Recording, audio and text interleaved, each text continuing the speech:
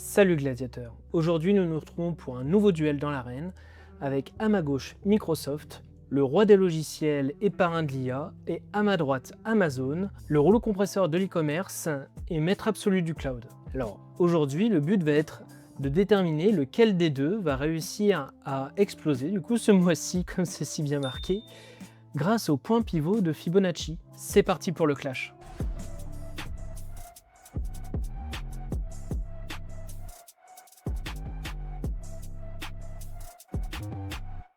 Alors l'objectif aujourd'hui, c'est qu'on va regarder les graphiques, utiliser un outil mathématique très précis qui s'appelle les points pivots de Fibonacci et voir laquelle de ces deux actions a le plus de potentiel et le meilleur potentiel de performance à court terme pour aller toucher le plafond de verre. C'est parti. Donc avant de regarder les courbes, un point rapide pour les débutants. Pourquoi ces deux entreprises dominent le monde? Microsoft, ce n'est plus juste Windows ou Word, c'est aussi Azure, avec des serveurs du coup qui font tourner la moitié d'Internet, et surtout c'est l'entreprise qui a misé le plus fort sur l'IA et qui s'associe actuellement à OpenAI. Ils vendent de l'abonnement mensuel aux entreprises, c'est ce qu'on appelle des revenus récurrents, c'est ultra solide. Passons dès maintenant à l'entreprise numéro 2. De l'autre côté, nous retrouvons Amazon avec sa livraison en 24 heures. Mais le vrai moteur de leur rentabilité, la machine à cash comme on l'appelle, c'est AWS.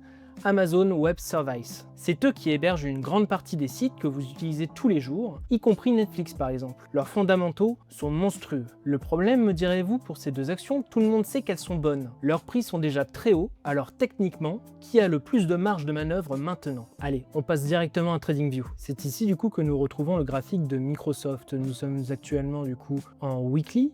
Donc une bougie égale une semaine et celui-ci est coté au Nasdaq. Actuellement, l'action tourne autour des 418 $. Pour savoir où elle peut aller, on utilise les points pivots de Fibonacci.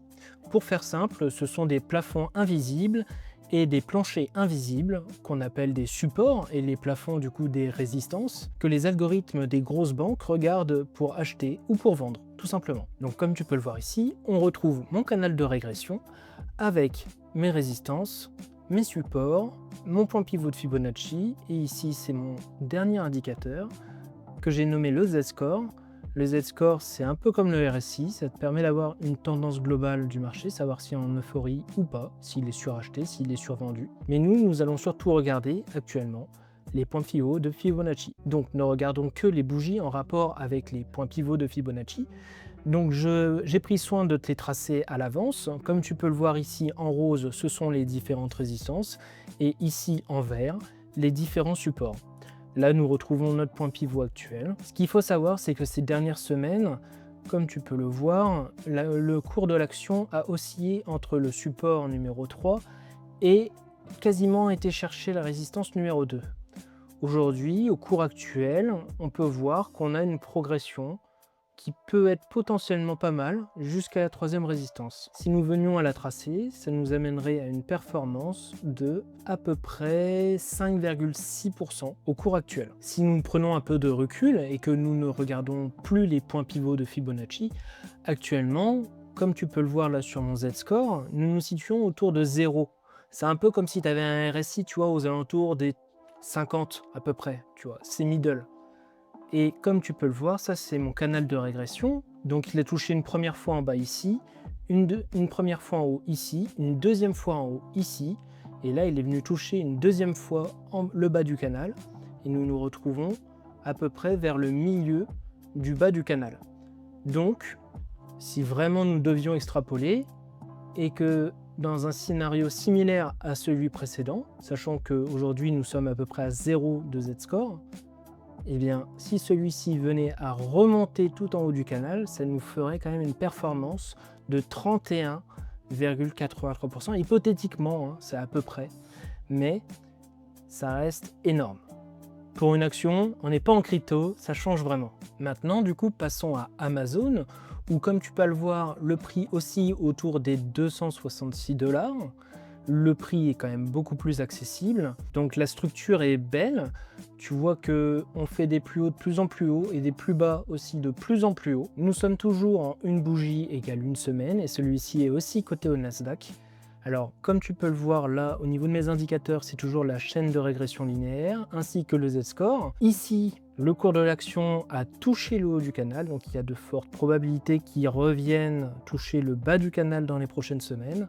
Et ici, au niveau de mon Z-score, nous avons touché les 2 de Z-score, ce qui veut dire qu'il était en surachat et qu'il y a de fortes probabilités qu'ils viennent revenir aux alentours des 0, voire un peu plus bas. Concernant du coup les points pivots de Fibonacci, j'ai encore pris soin de te les tracer préalablement. Comme tu peux le voir, toujours en rose, les 3 résistances, toujours en vert, les 3 supports, et bien sûr le point pivot.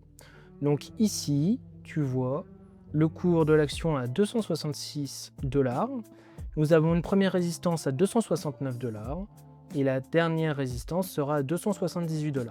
Au niveau des supports, si jamais nous venons à casser, tu vois, le deuxième support qui a déjà quasiment été testé une première fois, le prix peut nous emmener vers les 249 $, ce qui ferait quand même une petite correction.